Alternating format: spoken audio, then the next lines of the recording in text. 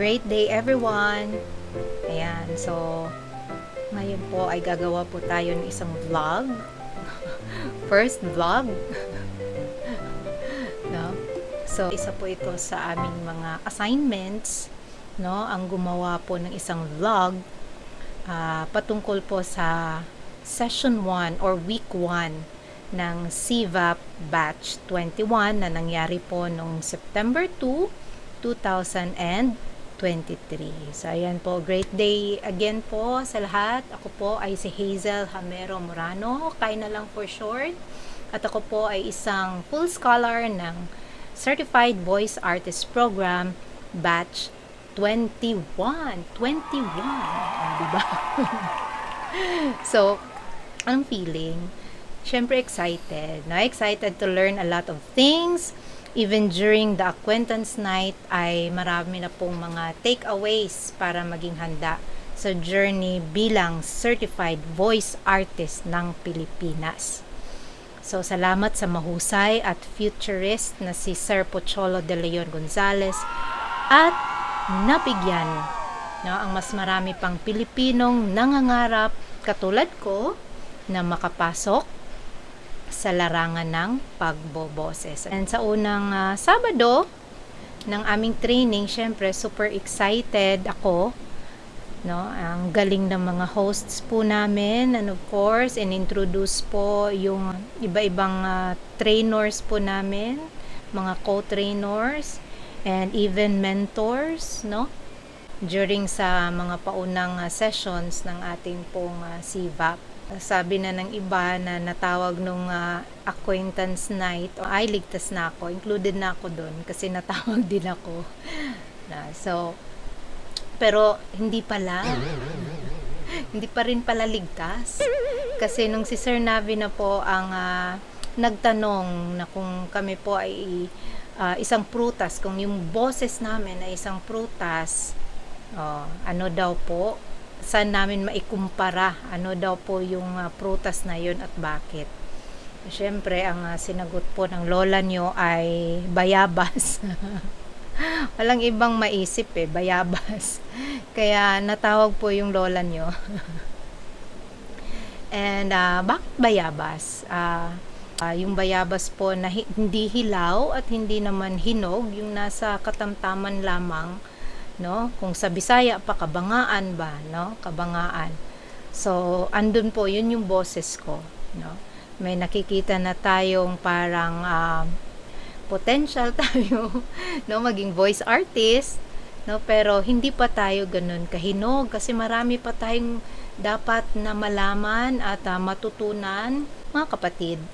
No, nung bata pa kasi ako at nakahiligan ko na ang umakyat sa bayabas namin na nasa garden.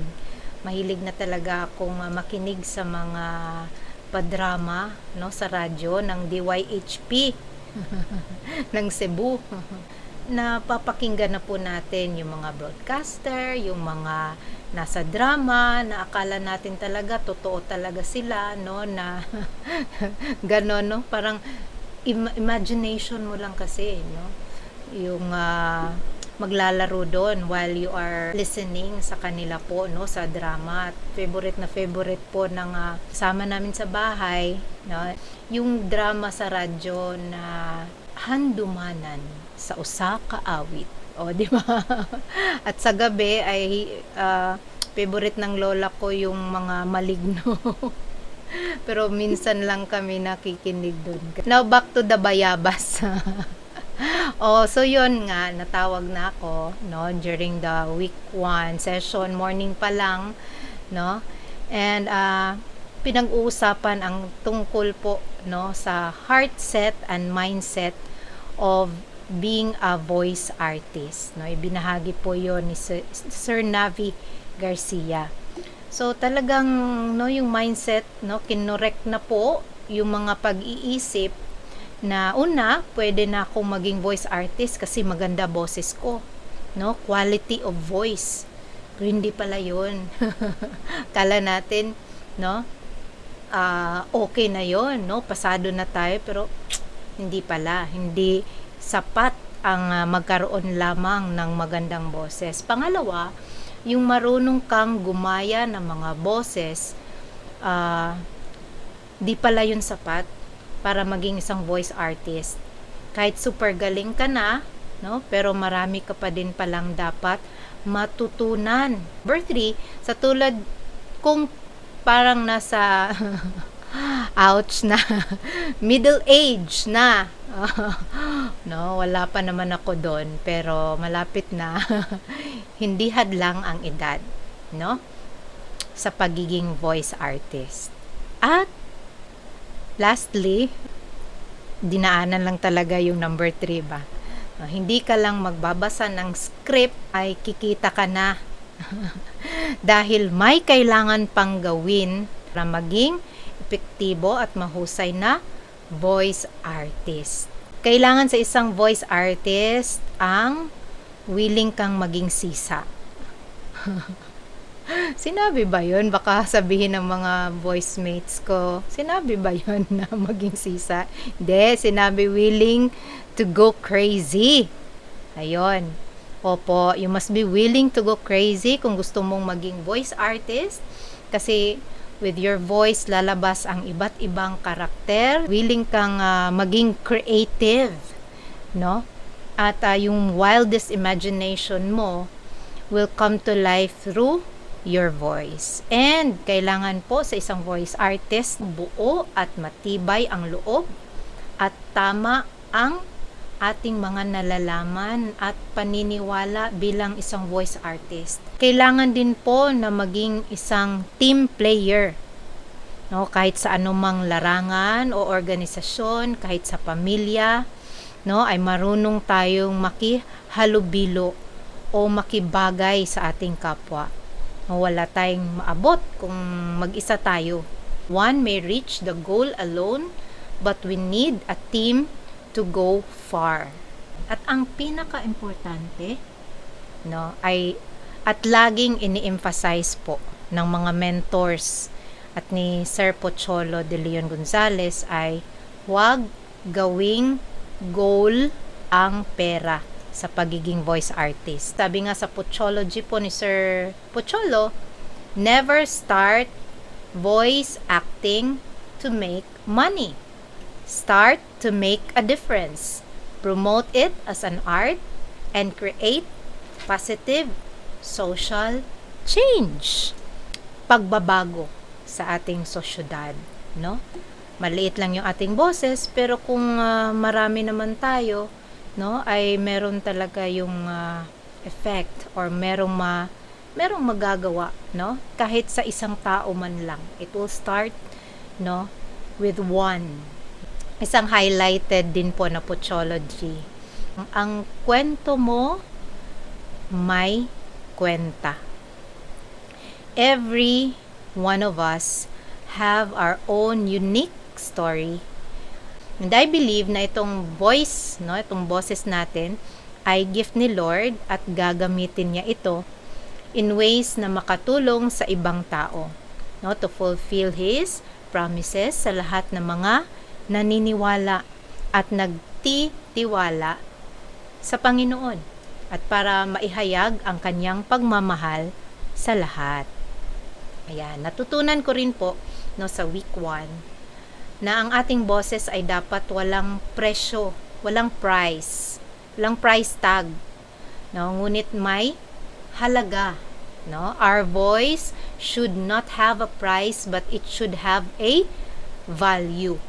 No, ibig sabihin kung tayo'y nag-uumpisa pa lang na magboses, no, meron kang purpose, meron kang advocacy, the more, no, that you should be heard and someone out there needs to hear your voice. Tinuruan din po kami, no, na gumawa ng voice brand. Dapat may sasagutin kang mga tanong na magiging guide mo sa paggawa ng voice brand. Who, sino, what, ano, why, bakit, and lastly yung how. Dapat masagot natin ito. How will you achieve being a successful voice artist? So after the week 1 session, no, patuloy pa din po kami ng kabatch namin na gumawa po ng aming po mga voice brands. I finally have the voice brand na Golden Sky Voce. It could also be Voce. Mas gusto ko nga din Voce. Golden Sky Voce. I also learned about the vision, mission, no, and core values ng CVAP, and of course yung CVAP culture of giving, sharing, loving, and caring. Ganda, diba? So swak sa ina-advocate natin, no, to be like Jesus every day. And natutunan ko din po yung Hornet strategy. Have the heart of a lion, a vision of an eagle, and an attack like a hornet. Ibig sabihin, ang isang voice artist na may tatak CVAP ay may puso na determinado at matapang katulad ng isang leon. May malinaw na pananaw sa future, sa hinaharap. Of course, ang atake po, no, on how we do things. So, meron din palang ibig sabihin ng CVAP. Choose to be great, visualize your future self, assess your current self, and yung P ay ang purpose. Dapat alam natin kung ano yung purpose natin. Hindi lang siya on the level of mediocrity. It should be on the level of excellence. And na-meet din po namin ang co-founder ng CVAP, Ma'am Nikki Esmero. No, shinare po niya yung history ng partnership nila ni Sir Pocholo, yung journey ng CVAP, at yung na-witness niya sa journey ni Voice Master, and of course, no, yung personal journey din niya bilang isang voice artist. So, maalala ko before, no, isinala ko ng teacher namin nung grade 3 pa ako sa Speech Fest, na naging champion po tayo sa poetry reading. And bahagi din ng high school life ko yung selected students, 'di ba? Sineselect yung mga estudyante, no, para sa sabayang bigkas. Pero mas nalilinya po kasi ako doon sa singing nung high school and college. And oo nga pala, no, muntik ko nang makalimutan, naging bahagi din pala tayo ng Junior TV Patrol nung tayo nasa high school. Ano tayo doon news reporter. Naalala ko talaga yung mga pagpunta ko sa mga offices, no, na naging magandang training na din, no. And then nung college ay napili din po tayo na lumahok at naging champion po sa extemporaneous speech, and naging best rebuttal speaker po sa isang debate. So, uso din po noon yung FM, no? No, yung FM stations, and nung may nagpa-audition po, no, na station, syempre, no, parang pumila tayo kasi parang pwede din naman, no, baka lang, no? And yun na nga. Di ako natanggap kasi nung turn ko nang magpakitang gilas ay kahit isang salita ay wala pong lumabas sa aking mga bibig. No? Wala akong nabigkas. And since then, di na ako sumubok ulit. And kinalimutan ko na yon, no? Yung pangarap ko na yon. Pero syempre, no, andun pa din po yung desire na sana maging DJ, no? And para din naman siyang nangyari ngayon. Kasi naging bahagi din po tayo ng community channel, no? Nagdi-DJ din tayo doon. Nagsasalita, kumakanta, nagpapatugtog, no? No, pero andun pa din yung desire, no? Hanggang sa inimbita na nga ako, no, ni Mami Gloria to enroll and itry ko lang baka maging isang scholar ng CVAP. Alam siguro din ni Lord na wala akong pambayad. No? At siguro ay plano niya talaga. Masali ako. Siya ang naglagay ng desire sa puso ko. And yung mga experiences ko before, yung mga pinagdaanan personally and siguro professionally, no, as an accountant. And on the sides, yung atin pong mga daily morning devotions online. Ayan. So, nabalikan ko lang po yung mga experiences ko before.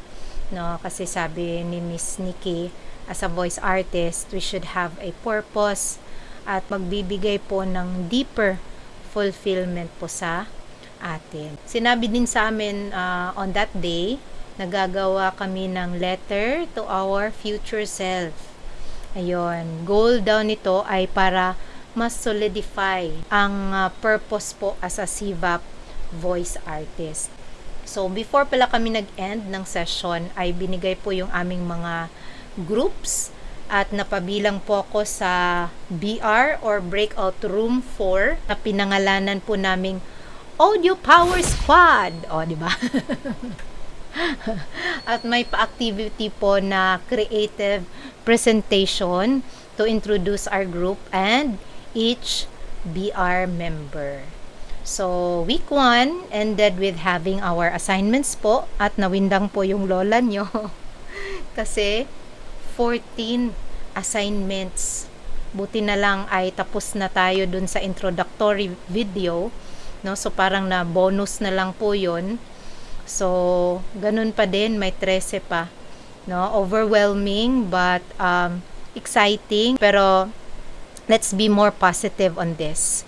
Alam natin na, alam kong the Lord allowed this to be a challenge para mahasa pa bilang epektibo at mahusay na voice artist. So, more instructions and reminders until natapos po yung session, no? Pero sobrang sulit po, no? Ang isang araw, dami-dami pong natutunan para maging mas handa bilang certified voice artist ng Pilipinas. So, maraming salamat po hanggang sa next vlog po natin, no? Para sa week 2 ng CVAP Batch 21. So, let's continue po to pray for one another. Let's continue po to be a blessing as the Lord blesses us today and every day. And always remember po to love God and love others as we love ourselves. Bye-bye! God bless po!